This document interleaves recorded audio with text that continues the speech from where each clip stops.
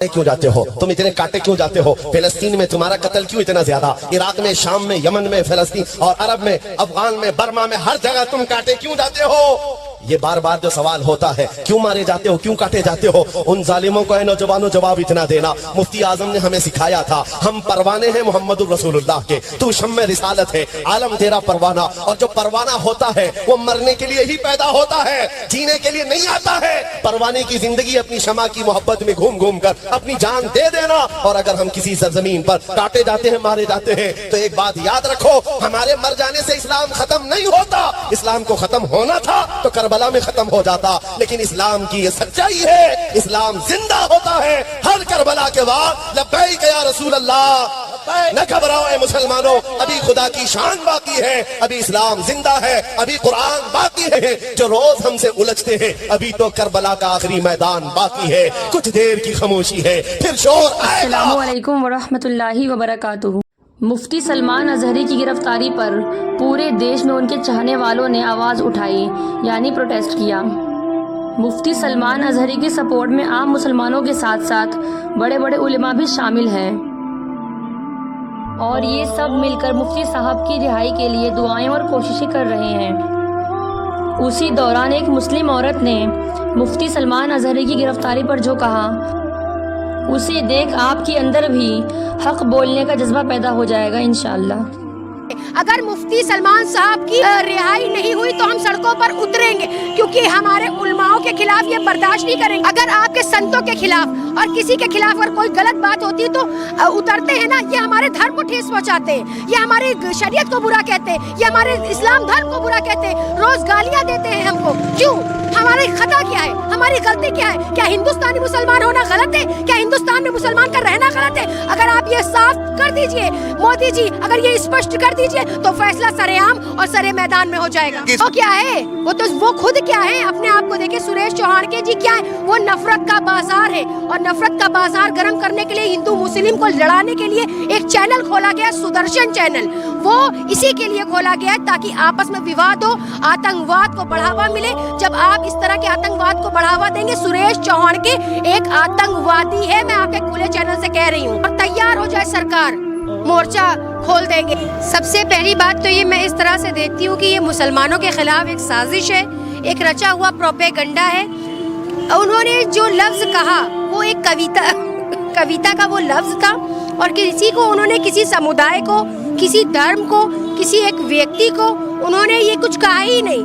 ये तो एक स्पीच थी उनकी इजराइलियों के खिलाफ। और वाकई जो हिंदुस्तान के अंदर इजराइल के बलबूते पे जो पल रहे हैं, उन्हें तो बुरा लगना ही था, ठीक है। जो वाकई इजराइल को प्रोटेक्ट करते हैं, इजराइल का सपोर्ट कर रहे हैं जो, तो उन्हें तो बुरा लगना ही था। और सुधीर चौधरी जैसे लोग जब अपशब्द बोलते हैं, मुसलमानों के खिलाफ टिप्पणी करते हैं, मुसलमानों के खिलाफ गंदी गंदी गालियां दी जाती हैं, तब तो ये एटीएस वहाँ नहीं पहुँच जाती, तब तो ईडी और सीबीआई की जांच उन पर नहीं बैठती है। आखिर सिर्फ मुसलमानों के लिए क्यों?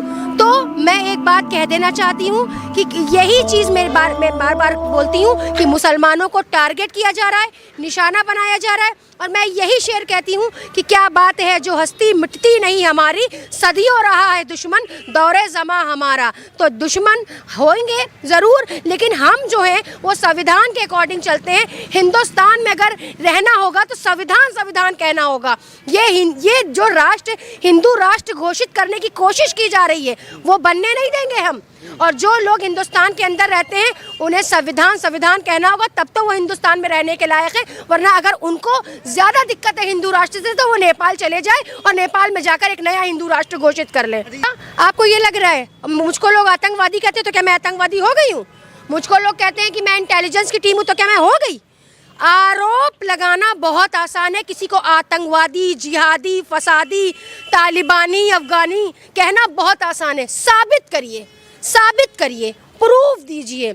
ये जो मौलाना सलमान अजहरी साहब के खिलाफ एक साजिश रची गई है, एक प्रोपेगेंडा रचा गया है, उसके लिए हम खड़े हैं और हम सब आवाज़ उठा रहे हैं और आवाज़ उठाएंगे। बिल्कुल, अगर उनके खिलाफ कोई साजिश रची जाएगी तो हम सारे लोग उतरेंगे ज़मीन पर। अगर इस तरह से उनकी गिरफ्तारी हुई या उनको जेल भेजा गया तो इसके खिलाफ एक प्रोटेस्ट होगा। और तैयार हो जाए सरकार, मोर्चा खोल देंगे हम सब। सरकार को तैयार रहना चाहिए और अपनी कमर की पेटी को कस लेना चाहिए, क्योंकि ये हमारे उलमाओं के खिलाफ साजिश कर रहे हैं। नए नए कानून लाते हैं, यूसीसी से यूनिफॉर्म सिविल कोड जैसे कानून लाते हैं, 3 तलाक जैसे कानून हमारे मोदी जी लाते, बताते हैं हम मुस्लिम बहनों के हितैषी। अरे आप मुस्लिम बहनों के हितैषी कैसे हुए जब आप मुस्लिम बहनों को फंसा देंगे बीच में? तलाक जैसे मुद्दे को ये कोई ज़रूरत ही नहीं है। देश में काले कानून लाने की कोई जरूरत ही नहीं। आप क्यों फालतू के कानून ला रहे? लाना है तो रोजगार दीजिए, लाना है तो शिक्षा दीजिए, और जाके इंसाफ देना तो दलित बहनों को दीजिए ना, जो चिल्ला चिल्ला के हलक फाड़ फाड़ के लड़ रही हैं अपने लिए, उनको इंसाफ दीजिए ना। दलित कितना % है? तो आप जाके दलितों का वोट लेना जानते हैं, दलित को अछूत मानते हैं, लेकिन दलित को इंसाफ नहीं देते, दलित को रोजगार नहीं देते, दलित के लिए शिक्षा का कोई प्रबंध नहीं है, बस आप दलित का वोट जानते हैं। जब दलित को आप इतना अछूता समझते तो उनके वोट का भी अधिकार आपको नहीं है। और रही बात मुसलमानों की, मुसलमान तो आपके दुश्मन है।